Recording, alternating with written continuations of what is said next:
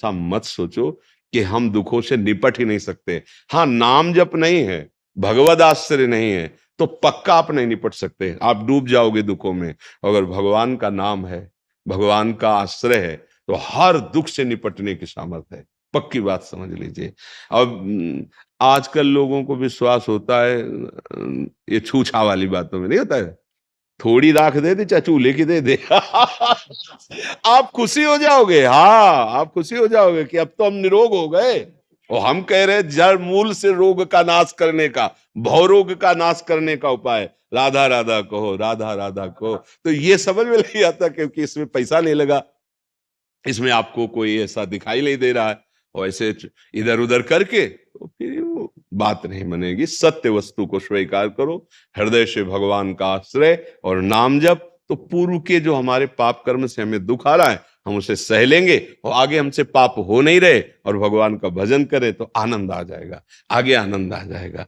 अभी अभी देखो, हम लोग अपने शरीर को मैं मान रहे हैं, शरीर सुख सुविधाओं को ही सुख मान रहे हैं, अपने को कर्ता भोक्ता मान रहे हैं, तो फिर अवश्य में भोक्तव्यम कृतम कर्म शुभाशुभम। और जब प्रभु के ऊपर समर्पित हो जाया जाता है, देखो प्रभु इतना प्यार करते हैं। हम पीछे वाले में बताया था, अगर माँ की गोद में सर रख देना और दुलार करती तो आधा कष्ट तो उसके दुलार से चला जाता है, नहीं चला जाता? और कोई बात नहीं, ऐसे जब तो ऐसा लगता है कोई मेरा है।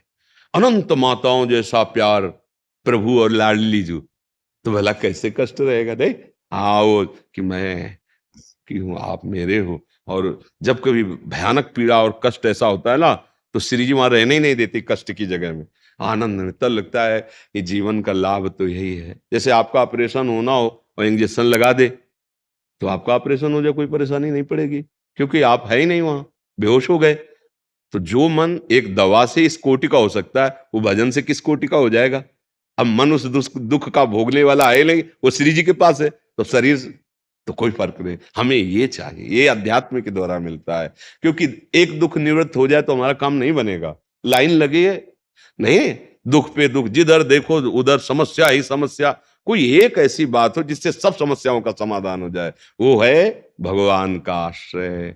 जैसे मछली को समुद्र में छोड़ दो ना, आनंद मगन हो गई, तो सुखी बीन जिमि नीर अगाधा, तिमि हरि शरण न एको बाधा। भगवान की शरण में हरि स्मृति सर्व विपद विमोक्षणम, भगवान का नाम और सहो। भगवान अवतार लिए तो लीला में देखा कि दुख वाली बातें हुई कि नहीं? साक्षात देवताओं से प्रकट हो रहे पांडव जन, कितना कष्ट पा रहे। संसार दुखमय है भाई। अगर दुख मिल रहा चुपचाप सहो, नाम जप करो, आगे बन जाए।